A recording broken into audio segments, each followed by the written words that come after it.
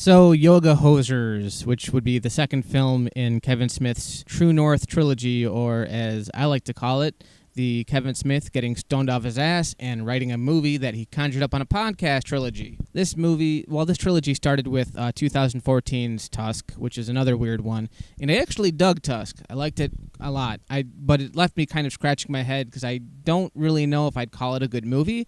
I think what I really liked about it was just the fact that it was original. I mean, I can't really think off the top of my head of what to compare that to, just like this one. I love Kevin Smith a lot. Of course, Clerks and the New Jersey Chronicles, or the Mewes universe, if you will. He really speaks to me. He's one of the few filmmakers that back when he was doing films like Chasing Amy and his recent films kind of post-Clerks 2 are really hit or miss for me.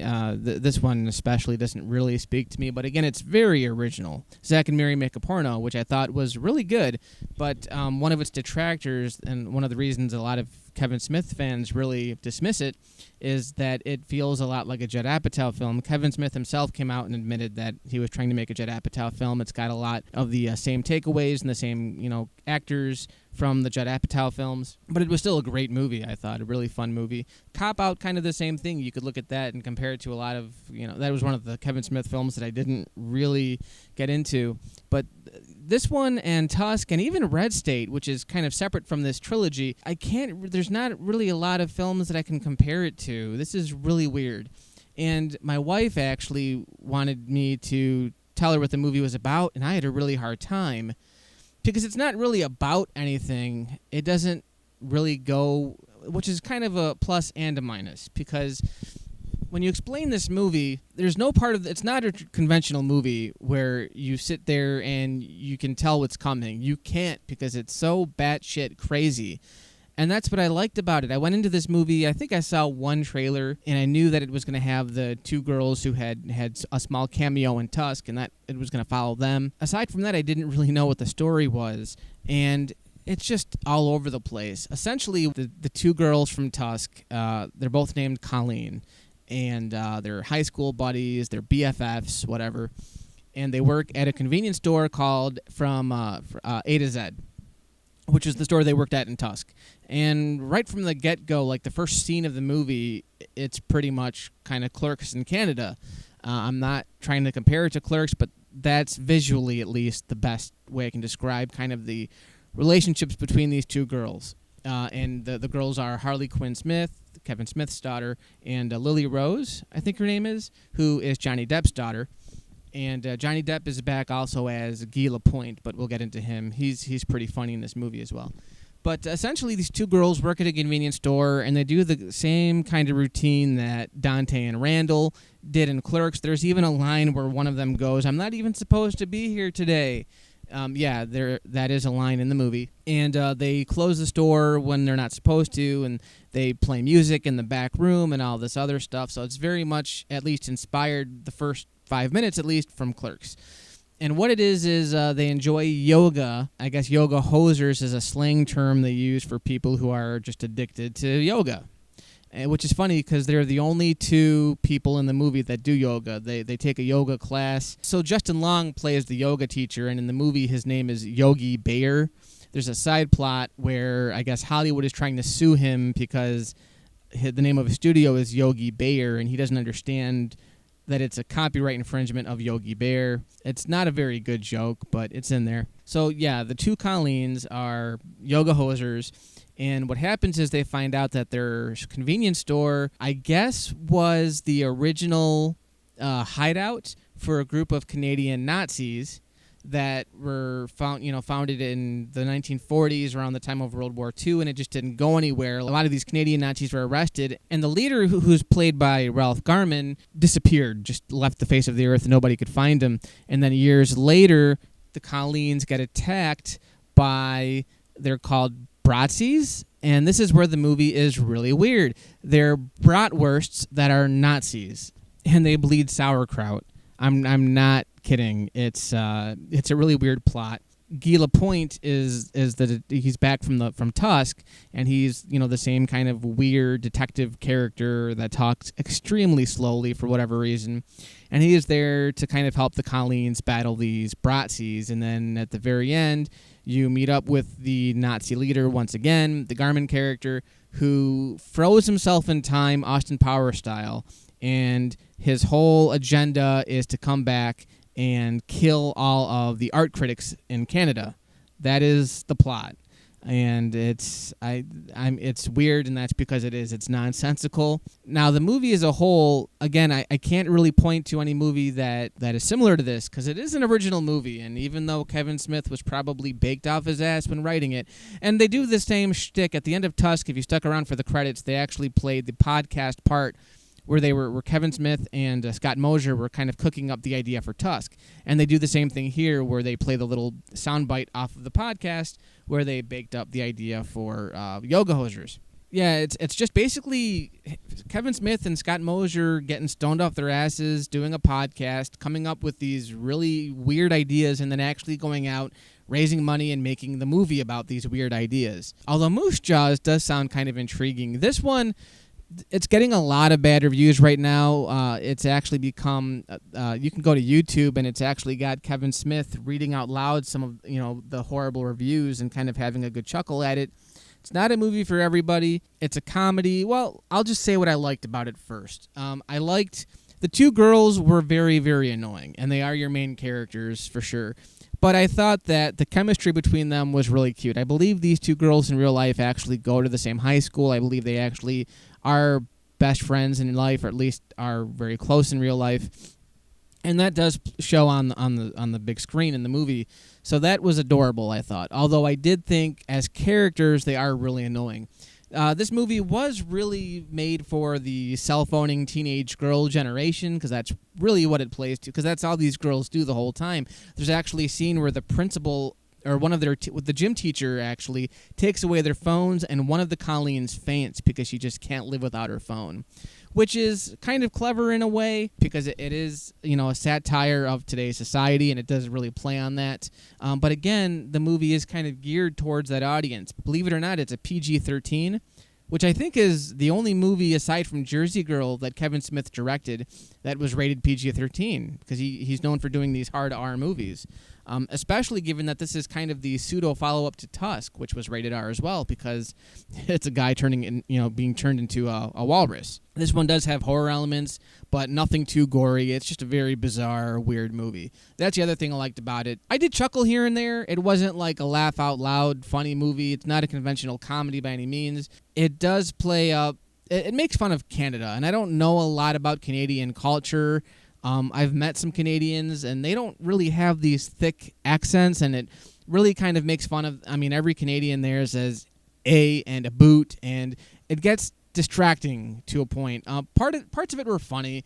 There's a scene where the girls close the store at the very beginning of the movie, and when they're done playing, because it opens up to them playing this really terrible pop song in the back room of this convenience store, and when they go out to open the doors, there's like 10 people waiting outside, banging on the door to get in, like that scene in Clerks when they play hockey on the roof. It's very much like that scene. And as they open the doors, the girls are just standing there saying, sorry about that, sorry about that. It's like 5 minutes of sorry about that, and they do that all throughout the film. There are points where it works, there are points where it doesn't. I'd be lying if I said it didn't get old after a while, because it definitely did. That's the kind of humor that this movie is going for. Some of it's clever, some of it is just let's make fun of Canada, which is kind of weird. I'm kind of wondering how the Canadians who see this movie would respond to it, because I know Kevin Smith loves Canada. He proclaims that as his second home, basically. But this movie just kind of feels like it's making fun of the Canadians, and it makes them look like not very good people. Well, let me change that. In Tusk, and even in this movie, he makes Canadians out to be very sweet people, and he badmouths America a lot. But then you see the way that the Canadians are in this movie, and it kind of makes them look stupid. I don't know. It's kind of weird. Again, I don't know enough about Canada to really back that up, but I just felt like, God, it just felt like he was satirizing Canada. I don't know if that was it's probably his point. But at one point I was kind of like, I also have to mention, this is a little off topic, but I was the only one in the theater. This has a limited release, and I believe Tusk did too. The only reason I saw Tusk in the theater was because I was literally driving by a theater and saw it was playing there and was like, oh my God, I kind of want to see that. This one, I had to go out to the Imagine Theater in Novi. That was the closest theater to me that actually played it. And I don't know if it's going to get a wider release, because it's been out, I think, for a couple of weeks at least now. I know they were doing a Fathom event on it, and there aren't many theaters that do Fathom events around here. Fathom events are those events where if a movie is really low-key, you'll get a couple of theaters that'll do it as a Fathom event, which is like what it sounds. It's an event movie, so you see it for like one night, and that's it. The last Batman animated movie opened up was a Fathom event. It's coming direct to DVD, but you could have seen it in the theaters. Anyway, there's very few theaters playing this movie. This theater was literally 35 minutes from my house. It was an 11 o'clock showing. I left at 10:35 and made it there just as the last trailer was playing. If the trailers hadn't been playing, I would have missed the first 10 minutes of the film. And this is a movie where really, if you miss any part, you're going to be lost anyway, because there really isn't a ton of continuity in the film. It just goes from one scene to the other until you figure out that there are these Bratzies running around killing people. It's kind of like if Kevin Smith were to direct a Puppet Master movie with a budget. That's kind of... Because there are some shots in here where before they actually show you the Bratzies, they show you these little POV shots lower to the ground of these things coming at, killing these pedestrians, and you don't know what they are. And one of them looks kind of like Tunneler. It's really weird when you see them. And they're kind of adorable, but they're taking a stab at the Nazi culture, and it's funny because I can't see anything good about the Nazi party. Nobody really can, I guess. But it's funny. Kevin Smith plays the Bratzi, the Bratwurst Nazi, and it's kind of a weird thing to see in a Kevin Smith movie. And then there's Johnny Depp playing Guy Lapointe, who I thought was one of the most painful things in Tusk, because the way that Johnny Depp portrays it, it's very, very, very slow talking kind of guy. And there's a scene where he's talking to, I think the guy's name is Michael Parks, who is also in Red State. He's talking to Michael Parks in Tusk, and the scene goes on for like 5 minutes, but it seems like half an hour of these two guys talking.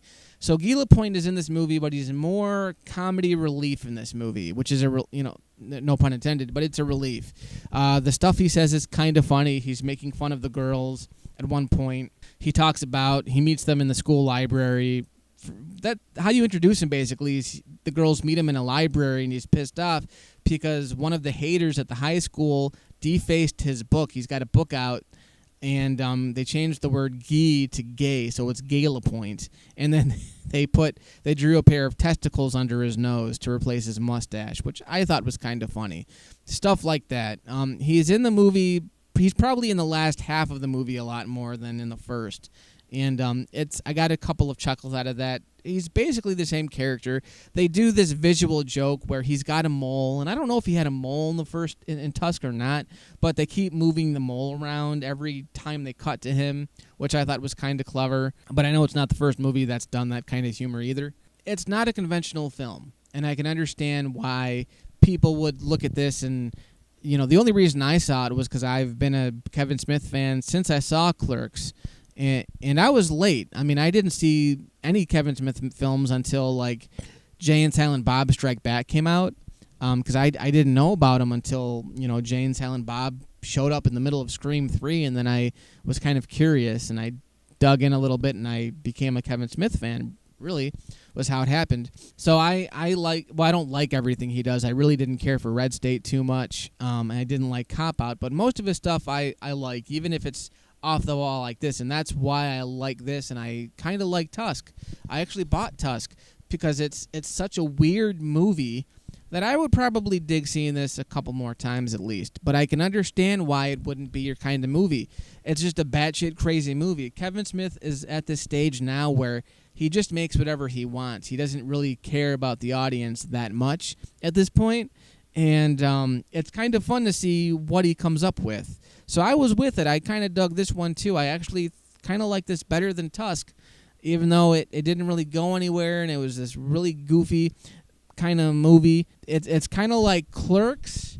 It's got a Mallratsy vibe to it, but even that isn't doing it justice. It kind of like... It takes some of the ideas in Clerks, and it takes the goofy, kind of forced humor of Mallrats, and then it takes... just the weird physical elements of Dogma. I'm thinking of the Golgothan shit demon from Dogma, because there's this creature at the end that I won't spoil. It was the one surprise in the movie that I really wasn't expecting, but it's kind of like if you think of what they did with Tusk, the walrus, the actual walrus outfit. It's the same idea here, and the girls have to fight him using yoga, which doesn't make a lot of sense. None of this movie makes a lot of sense, but that's why I said like they took the kind of the visual effects, the creature element of Dogma, and put it in this movie, because you also have the Bratzies, which I think are adorable and kind of funny, and I wasn't really expecting it, but you get to a certain point where you're either with this movie or you're not. And again, I totally understand why it's getting kind of the bad reviews and stuff. But again, I liked it because it was so weird. Because like the superhero movies nowadays, you know, these big action blockbusters, they just don't do it for me anymore. And now I want to go to the theaters to kind of see something kind of fun and unexpected, and like so I can walk out and be like, what the hell did I just watch? And this movie did kind of put a grin on my face. And I was kind of glad I saw it. I'd rather see this than any Marvel movie besides Guardians of the Galaxy any day of the week. And even Guardians of the Galaxy was this kind of big mainstream blockbuster movie.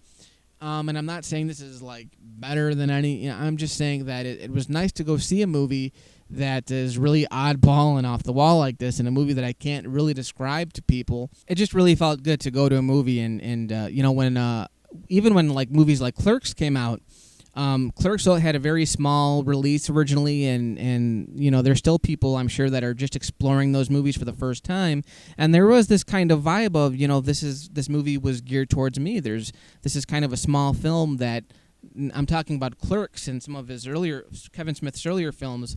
You know, there weren't a ton of people that saw it. It wasn't really a mainstream movie at that time, and there was this feeling of ownership to it that only a small community of people saw it. And there was a great quote. I don't know if Bruce Campbell said it, but someone had said that a Hollywood movie is something that 1 million people pay to see one time, and an indie movie, at least a good indie movie, is something that, you know, 10 people see 1 million times.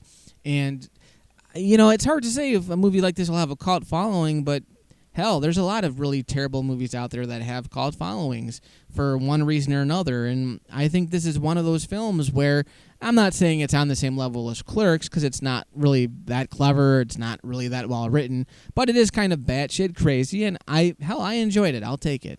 So that's my review for Yoga Hosers. Take from it what you will, and thanks for listening.